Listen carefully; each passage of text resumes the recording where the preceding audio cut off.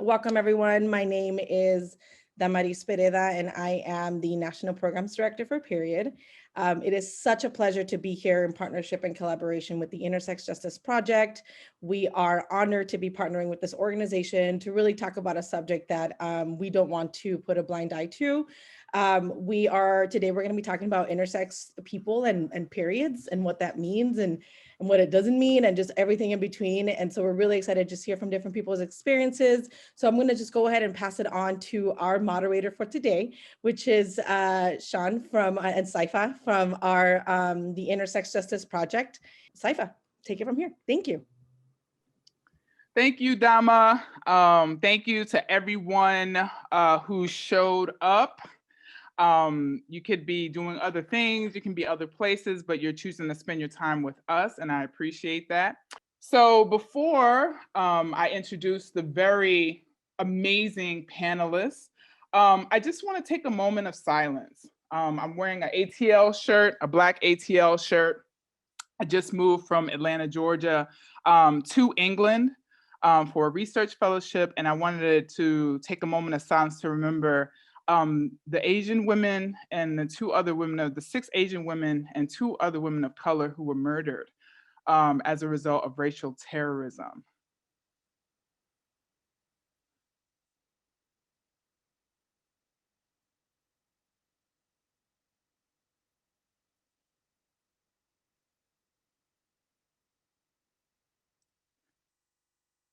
May the communities that we love, honor, and respect live with peace and dignity.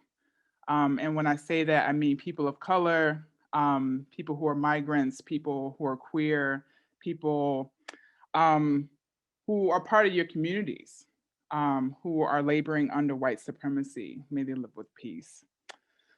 We're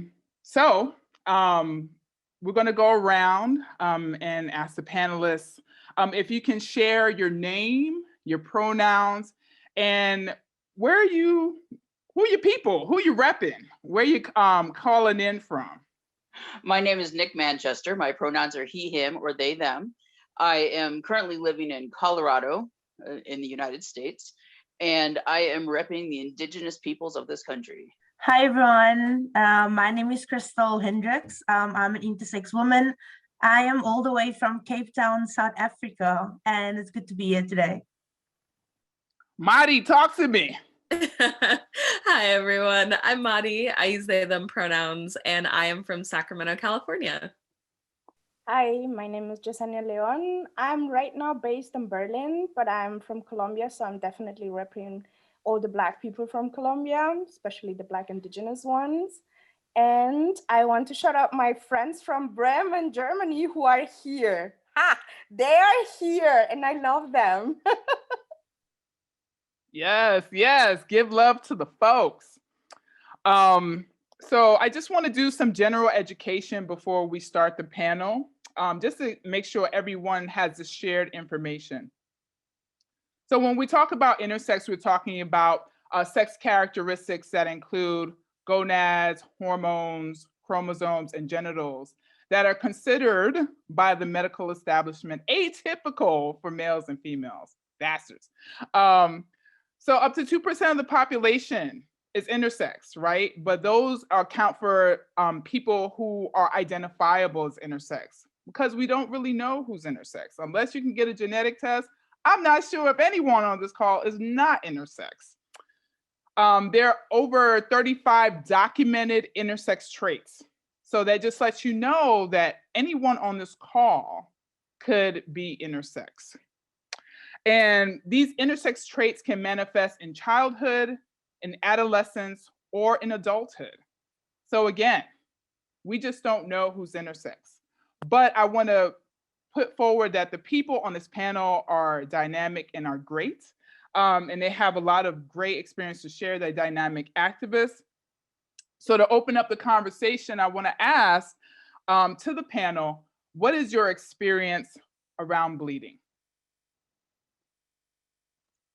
My experience with bleeding is one of extreme discomfort, a whole lot of dysphoria.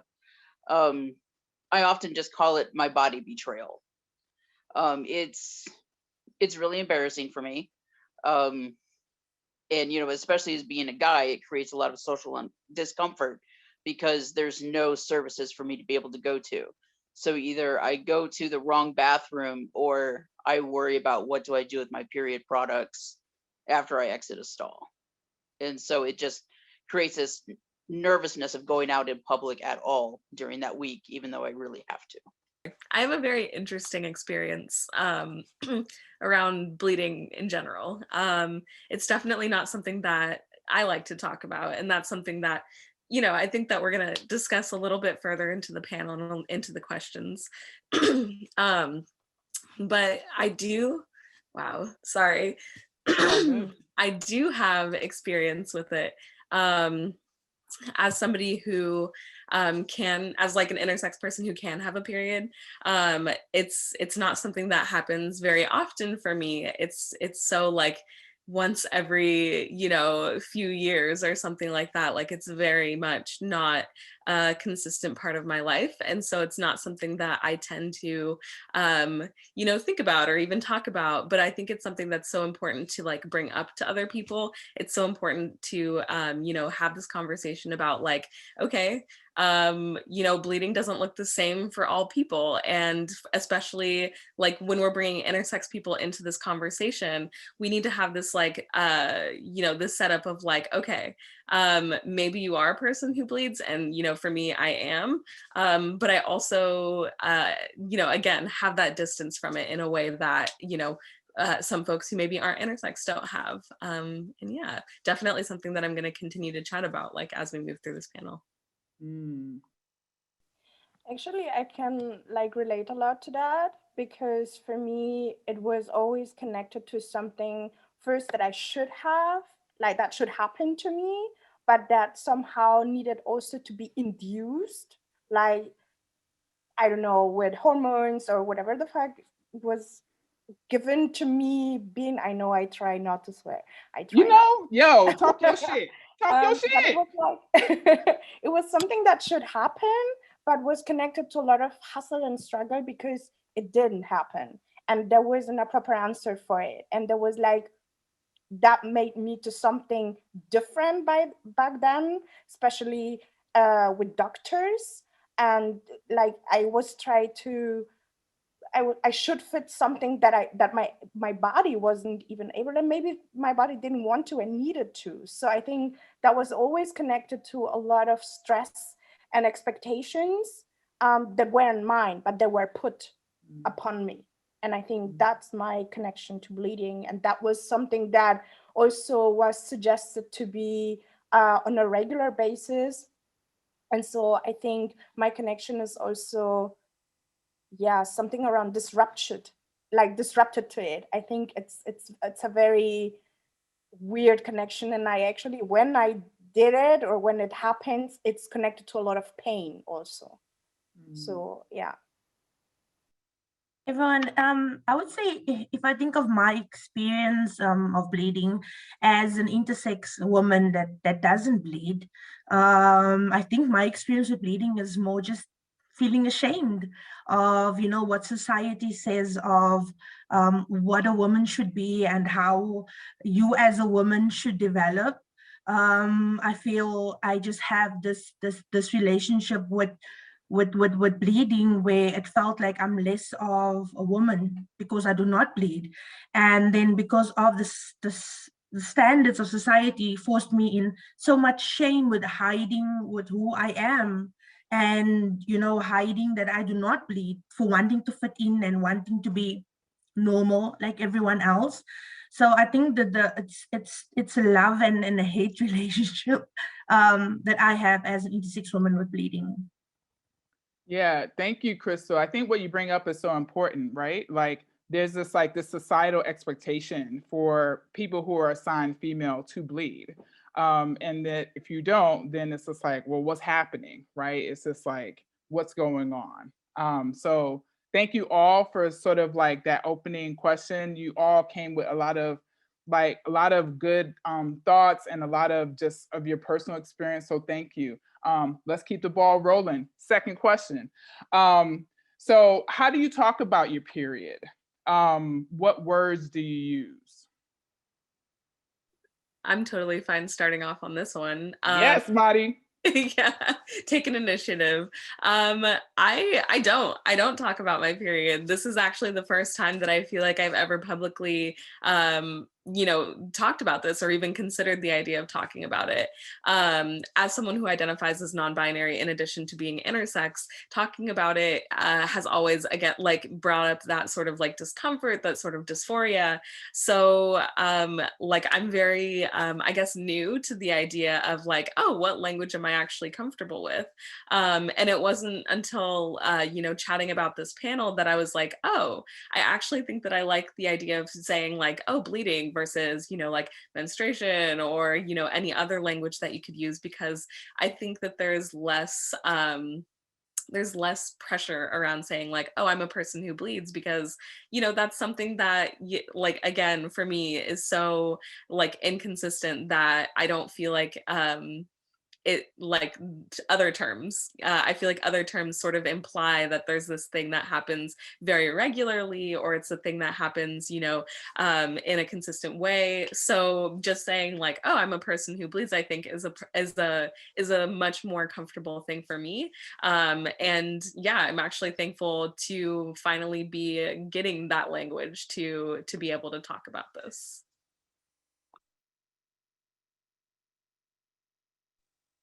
Actually, I also can follow up with that, because for me, I think it's always connected to something that does not happen regularly. So why should I call it period or a menstruation that's connected to the word month?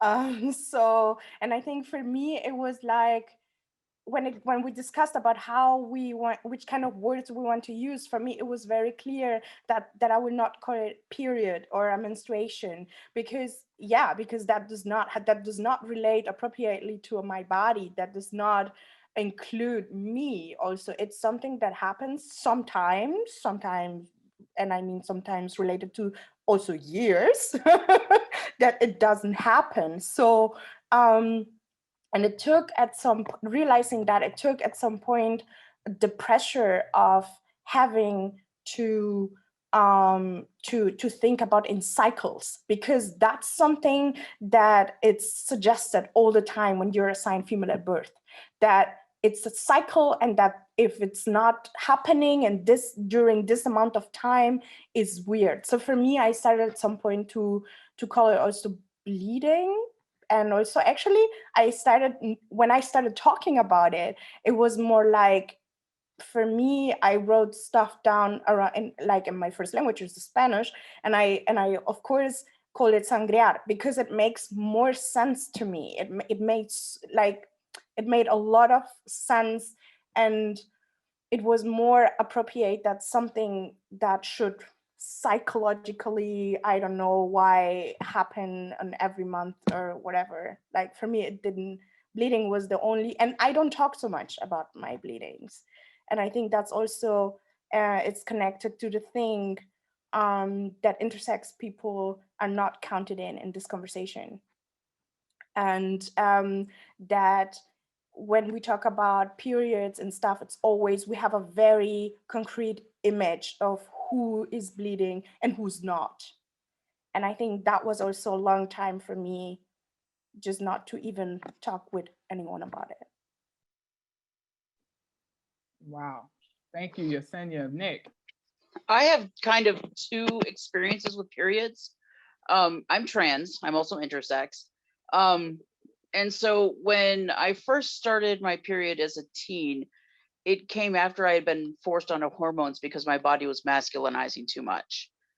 And like there was this big, oh yeah, you started your period. And I was just like, what the hell is happening with my body? And just like a lot of confusion about what was going on, because they couldn't really give me answers about my body besides, oh yeah, you're bleeding now because we gave you all these shots that made you incredibly sick. So then I refer now to my bleeding as a body betrayal, because it just feels like I was betrayed into having a period because they forced one on me by screwing with my hormones. And so for me, it's kind of like this thing of like, I'm very open about my period because I'm angry that I have one. And I don't mind educating people on the fact of, oh, hey, yeah, they don't make products for me, so I have to use Depends. You know, like if somebody asks me for period products, they get, you know, the Depends and a big bag of wipes, because what else are you gonna do? You know, so it's just, it's a, I don't know, it's kind of like I have that dual experience with it, where it was expected when I was a female, and now it's, people are angry about it when I'm a male, and yet I'm going down the middle like, hey, I'm an intersex chimera, deal with it. Yeah, Nick, I think that's such a good, what you bring up is so deep, right? Just around the medical experimentation that happens to intersex folks, right? And that we are subject to interventions that we don't want, right? And it's just like literally like, that's what we are all sort of advocating against. It's like these interventions need to stop so that people can decide what they want to do with their own bodies. You know, Krista, I want to kind of circle back around to you because, you know, I grew up, I was assigned female at birth. You know, when people were going, you know, having their periods, I would be like, oh yeah, blah, blah, blah. I knew nothing about periods at all. I was just making shit up on the fly. So I'm curious about your experience. You know, how did you talk about it? Yeah, I think when I think about talking about period, like I think not discovering I was intersex, but knowing that I never got my period. And the same as Nick said, when I went to go see a doctor, went to the hospital, they also put me on like tablets, and they said, you know, when you hit the red one, your period is going to start. And so I was that entire month, I was just like, okay, I can't wait. I need to hit the red one because I'm going to get my period, and boom, I'm going to feel so complete and so happy. And then I hit the red one and nothing happened. Like nothing at all happened. And I think in that moment, it blocked out everything about the period, about having a cycle, about menstruation. And I think at that moment with my friends and my peers, I just start living a life like, hey, it's normal. And when people talk about their period, I join the conversation like someone that has an experience about the period, for not wanting to be outed, not feeling safe, and feeling that I might be harmed, might be bullied, might be erased. You know, the intersex community knows all about erasure because they try to erase us from the moment when we are born.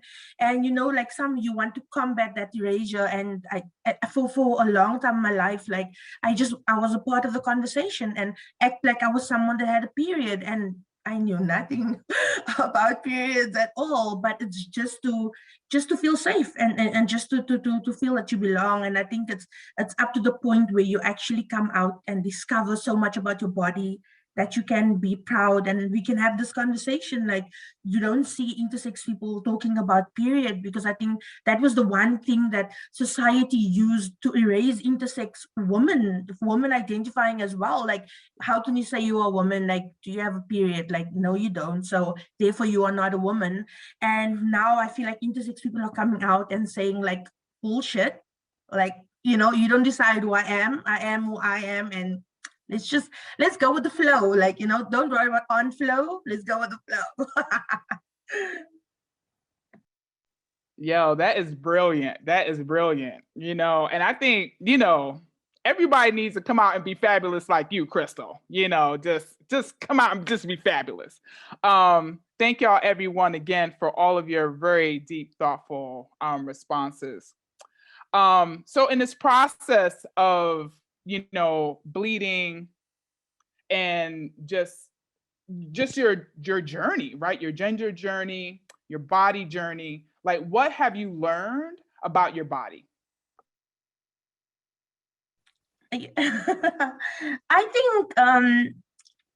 think it's a very difficult question for me to ask, because I feel like me learning about my body kind of was controlled by the medical fraternity, by hospitals, deciding or informing my parents that it's best for me to have surgery and have my testes removed. And what I learned about my body is that now I need to control my body with hormones, when my body was perfectly normal, creating hormones that, I need to survive. But then because of surgery that was done, now I had to go on hormones. And I felt like I could never really experience who this body is, what my body is about, because my body has been so pathologized, and I feel like a medical experiment. And for my life, I need to be on hormones up until the day I die, where I should have not, because if I did not have surgery that was unnecessary, that was normalizing me to fit into binary notions of male and female, I feel I would have discovered so much about my body as an intersex person. I know at this time, you take so much control, you are out, you are so proud, but there's still that big part of you that was taken away about actually discovering your body as an intersex person, with your body being whole as an intersex person. What doctors think that they are making your body whole, but they are actually breaking it because they are fixing it to their terms, which is, it's not always right. And that's my experience. Wow, I can relate to so much of that. And wow, just like the way that you said all of that was amazing. I particularly relate to the idea of being like a medical experiment for doctors. I remember when I was like 18, I went to the doctor and I was sort of like, okay, like I've never had my period, like, I'm 18, like, is that something that maybe should have happened? Like, I think I brought it up in like passing, like it wasn't even sort of like on my radar, but it was something that I did say. And at that point, doctors were like, oh, like that's, not, normal, like we need to do something about that.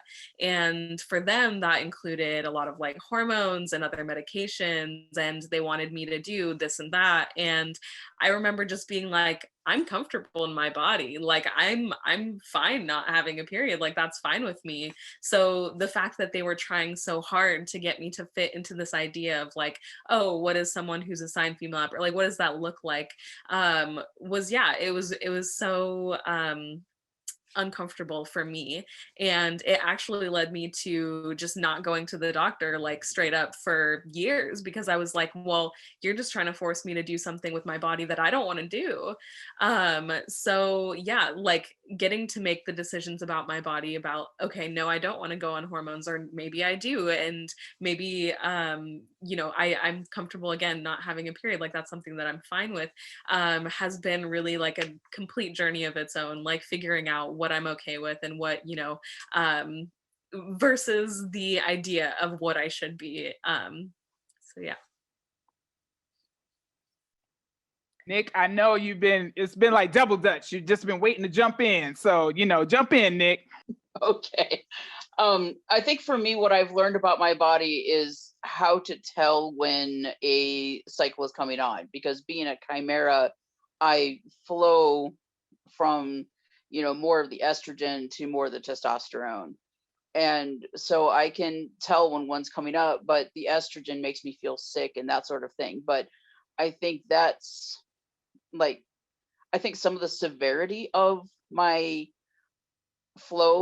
ebb and flow is caused by the hormones that they forced me to take as a teenager.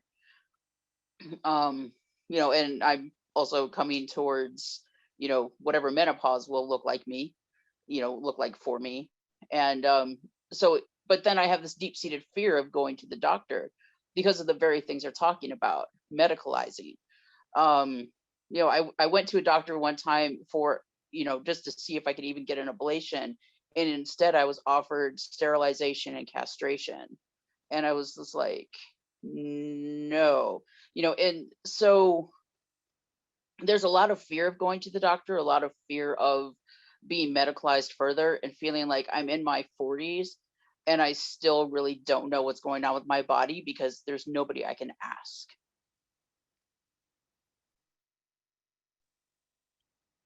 Yeah, I can relate to that a lot, actually.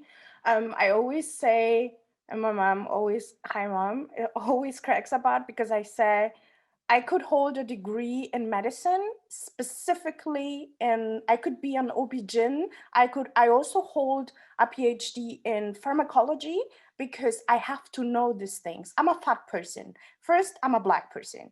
I'm a fat person. So this connection is, my body is always being pathologized since day one. I came out of the womb and I was just like pathologized. So for me, as a fat person, everything in my life goes deep to the conversation, you're fat. I could really have broken, I don't know, my leg, and it's just because I walk wrong because I'm fat.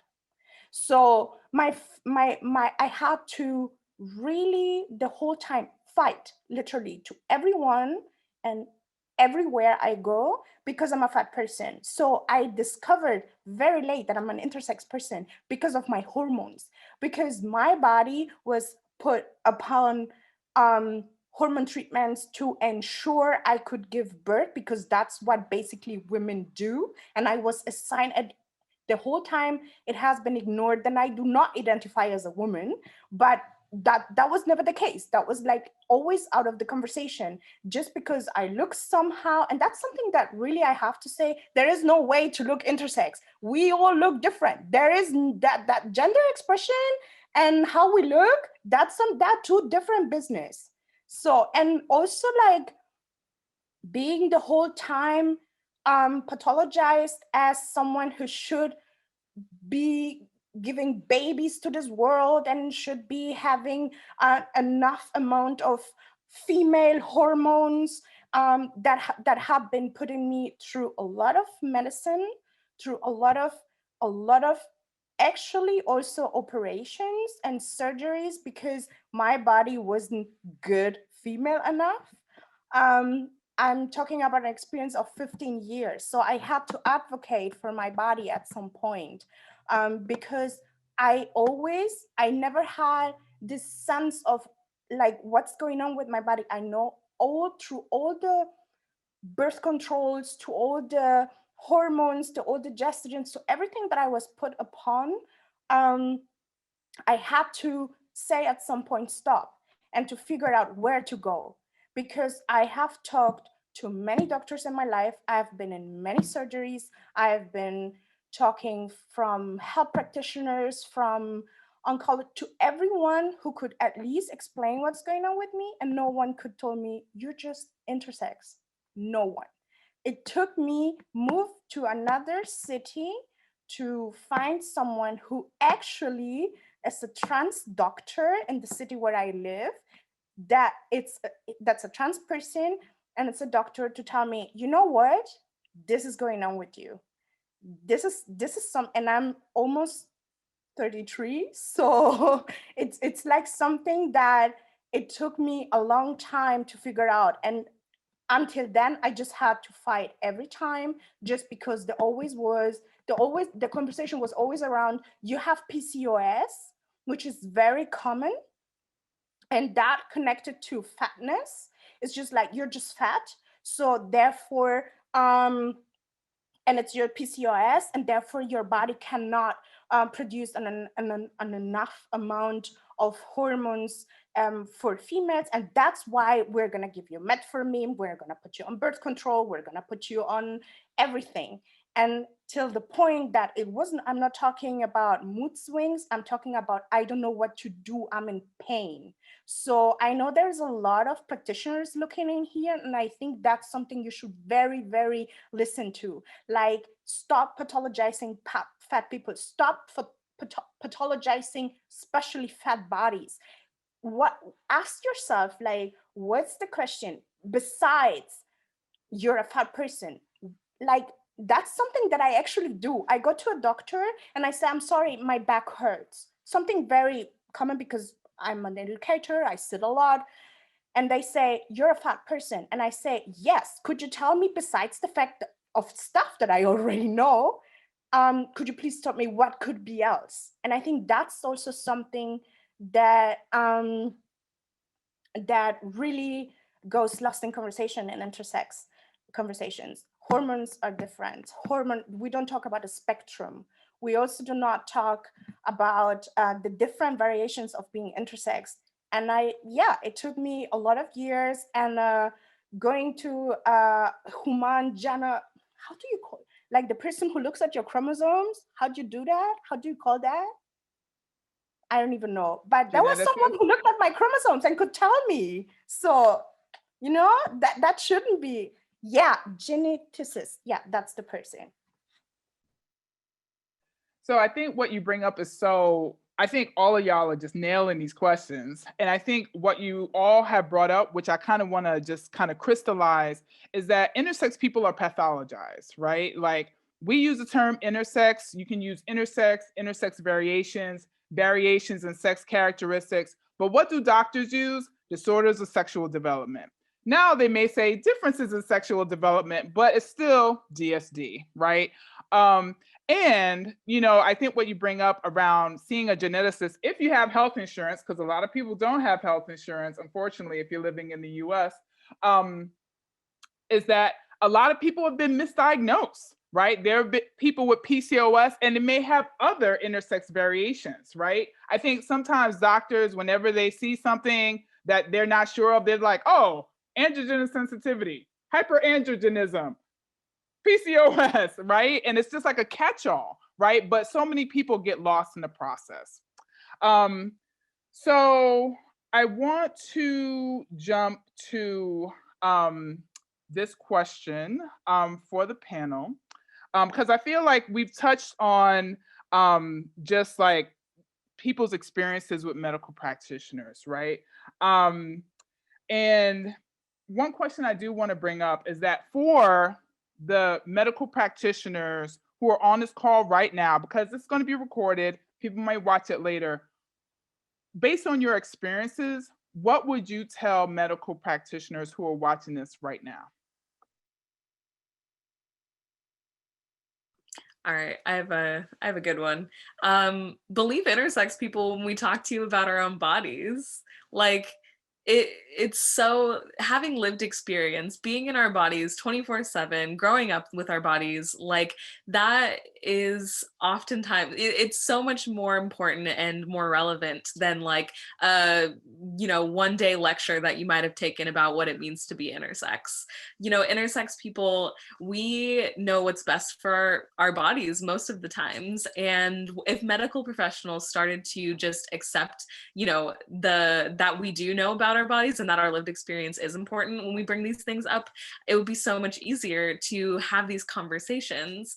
If I were to say, no, I don't want to go on hormones, like, no, I'm not interested, you know, for a medical professional to be like, okay, then let's talk about, you know, potential alternatives, or let's talk about, you know, what that might mean for your body if you don't do this. But, you know, not just presenting one option and saying you have to do this, or, you know, like something like I remember often being told by doctors, like, if you don't do this thing, like you'll get cancer, or you'll, you know, have some other horrible thing happen to you. Like, no, I'm deciding, no, that's not something that I want. And your job now is to basically help me, you know, figure out care moving forward, like without that option, and you get, again, alternatives. So absolutely, that is something that I would definitely say to any medical professional out there. Listen to your your intersex patients and believe them when they talk to you about, you know, our own bodies. Yeah, I mean, I definitely agree with Mari, and like I would just like say, like, you know, intersex people, they know about their body. It's their body. So at the end of the day, you know, intersex people just need that autonomy. They need that self-identification, you know. And I believe that, I feel that, you know, surgery should only be done if there is medical complication that can be proven, that if we do not do this, this person will die, or they would not be able to do this or that. But it shouldn't just be because you choose to want to normalize, you know, you're literally performing cosmetic procedures on babies because you want to normalize them. You want them to look the way you think is perfect, but you know, they are perfect. So I feel like unless there's really medical reasons as to why someone needs to undergo surgery, because it might affect the health immediately, like then go ahead. But if there's no risk and there's nothing proven, like I think when I had my testes removed, the things that was told to my mother, if we don't remove this, Crystal could get cancer in a few years, they could become cancerous if they were. And now doing research, that's never been proven. There's no data of intersex people that has their testes that have gotten cancer in their 20s or 30s. And I mean, I'm turning 35, so I mean, I could have been living my best life with my testes, but instead my parents was told like, hey, we need to remove this because your child is gonna have cancer. Also, they need to stop misinforming parents about the intersex children, and also stop misinforming intersex people about their bodies. Let intersex people guide the conversation. I promise you that intersex people know more about their bodies than what a doctor knows about their bodies. Like, we are forced to research our body. We are forced to research what's happening within us, so we can be there for ourselves. And also, like, doctors, when you visit a doctor, stop asking that question, so when was your last period? Like, why? Stop it.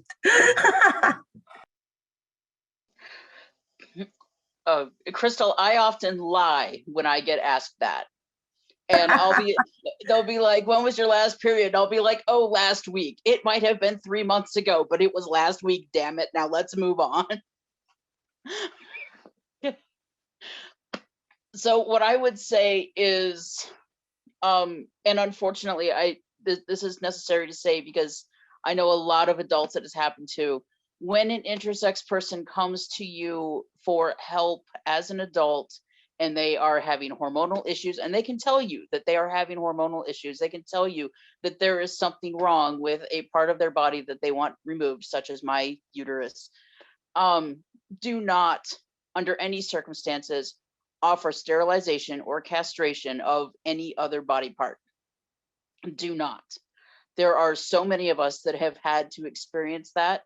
There are so many of us who have left offices and refused appointments that were made because we were afraid to go under the knife with that surgeon for fear that we would wake up with the wrong things missing.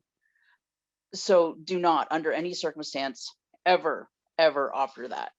And I also completely agree with what Crystal said about making sure that you're not lying to parents. My parents were also told the whole lie of, if I didn't have my reproductive organs removed, that I was going to have cancer. They couldn't afford any chemo, they couldn't afford the surgery. So thank God my body was left alone, except for that time that they forced me on hormones. But I lived my entire childhood from the time I could understand what cancer was until the age of 18, when I finally bullied it out of a doctor that no, they didn't really know for sure that I had cancer and was going to die. Do not ever do that. Like, yeah, you're evil if you do that. Find another ways.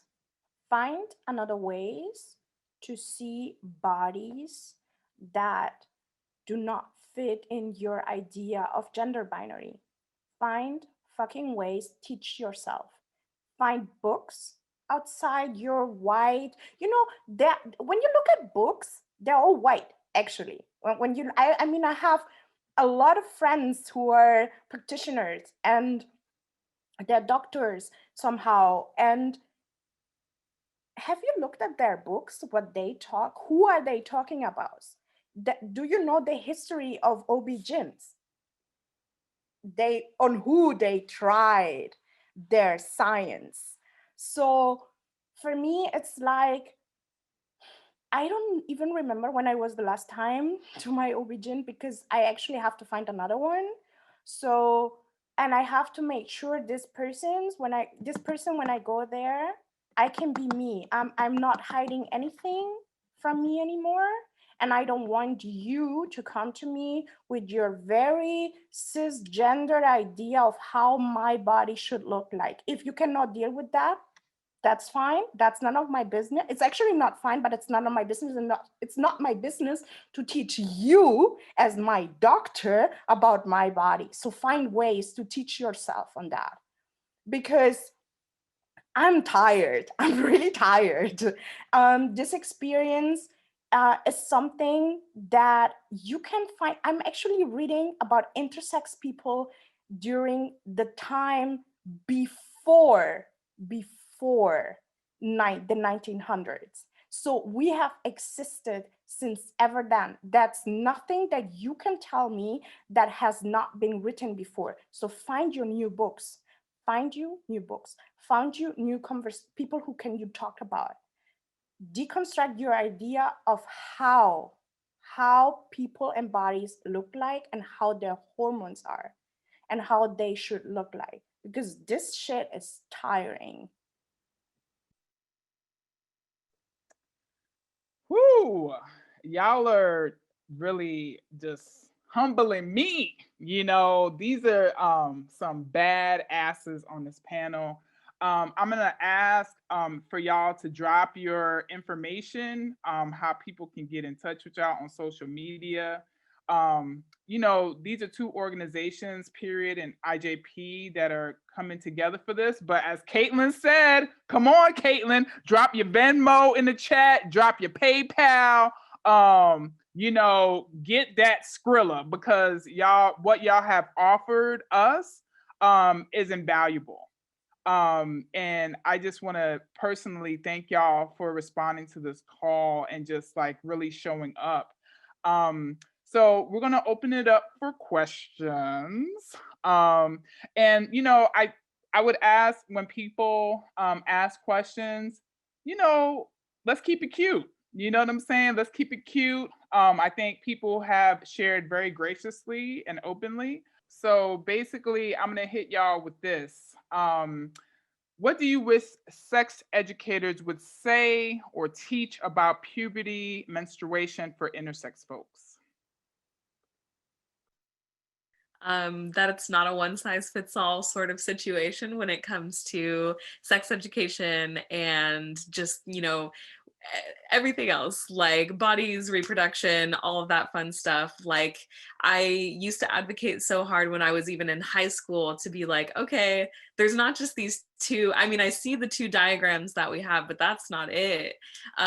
So just having the understanding that, you know, like that isn't, I mean, I don't even think we should use just the two diagrams and say like, oh, and there are other things as well. What we should talk about is the fact that sex and reproduction and, you know, bodies and all of these things exist on a spectrum, and they aren't always going to be at either extreme. They're sometimes a little different than that. And if so, you know, if that was something that was like led with in so many of like sex education classes and things like that, I think that that would be just all around better for intersex people. It would be better for trans folks, and it would be even better for, you know, cis and non-intersex people who have variations and differences as well.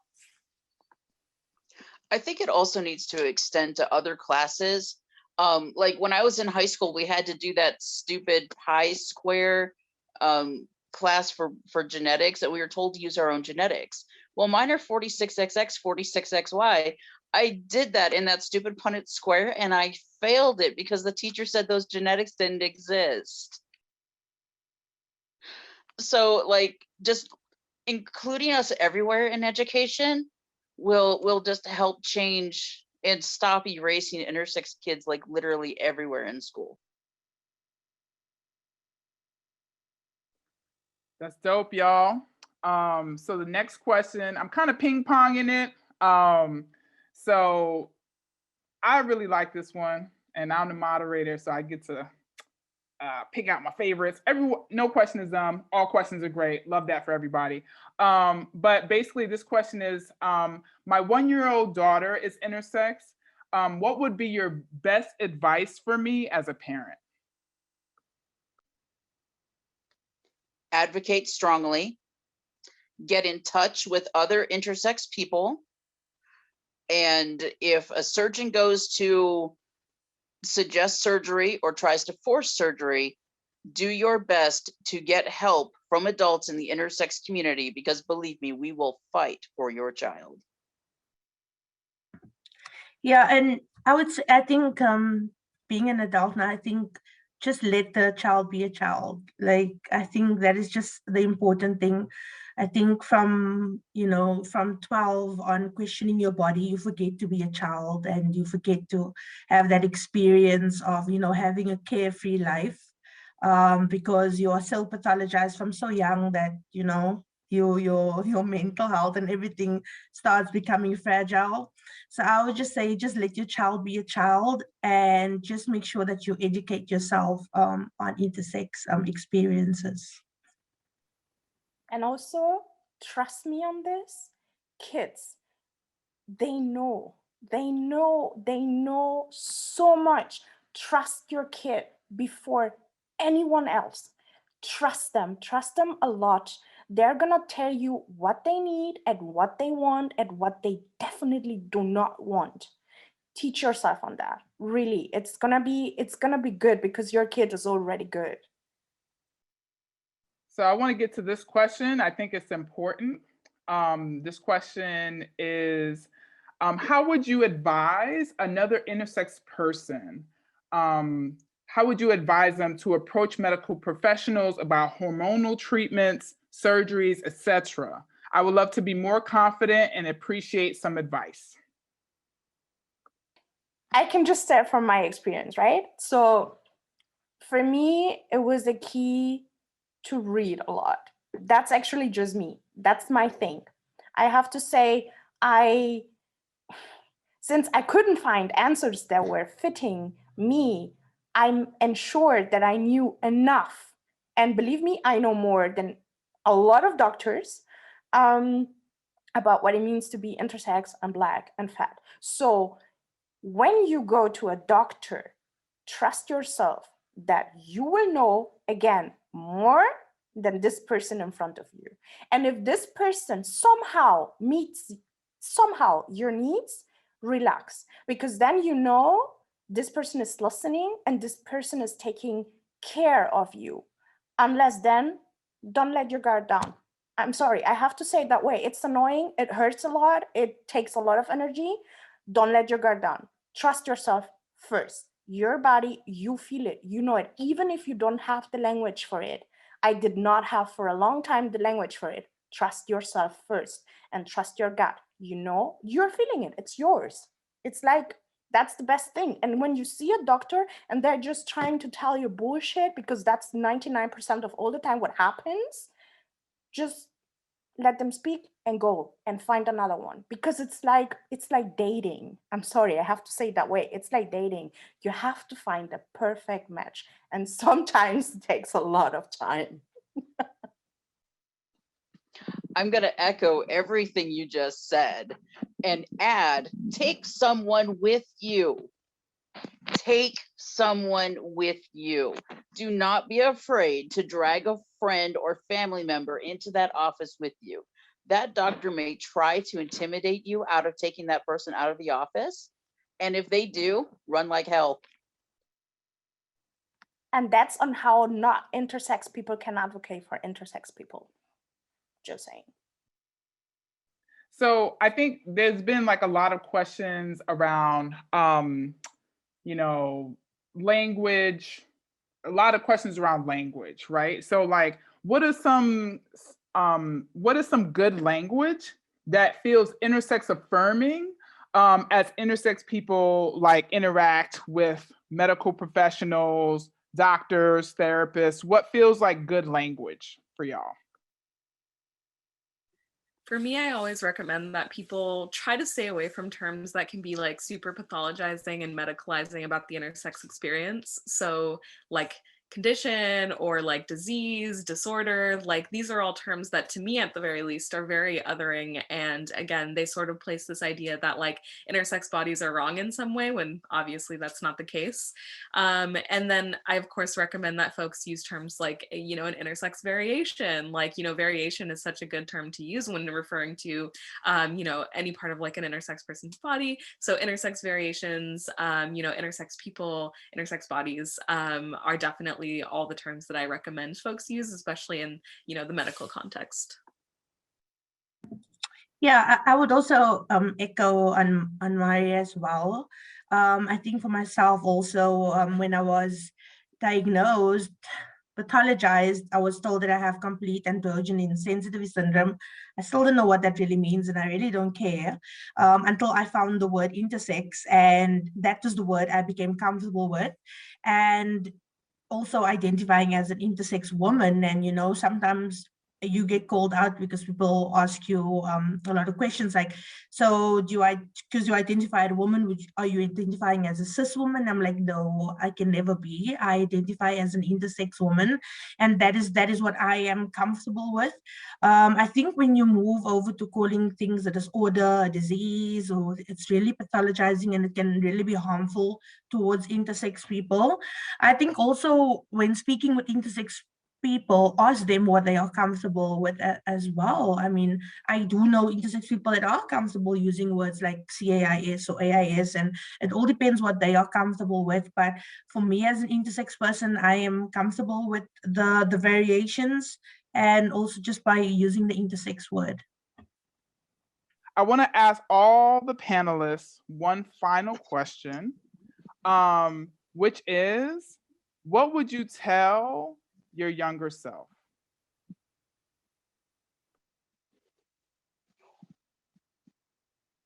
I want to go first because I love that.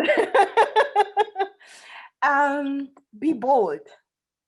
I think I would love to tell the little Jasenia kid who moved to another country, be bold. You've got this. That. I would say it's okay to be different.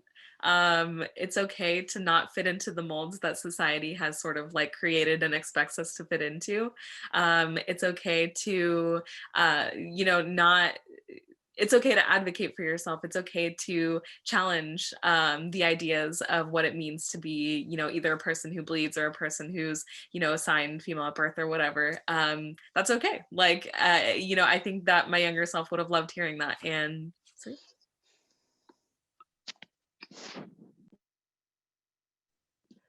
I think the best advice I ever got, and it's something that I would like to tell my younger self, is own your freak. We all have a little bit of freak, and just own your freak. I think what I would tell younger self is just be yourself. Like, you're badass. Like, just be yourself. You don't have to be anyone. Just be yourself. Love that. Love that. Love y'all. Thank y'all all so much. This was a beautiful conversation. Please follow these folks. Find them on social media. They are dynamic. They are changing the world. Thank y'all all thank you all to the panelists. Thank you everyone who showed up, showed out, asked questions, shared their truth in the chat. Yeah, follow these folks, follow IJP, follow the period movement, and thank you all.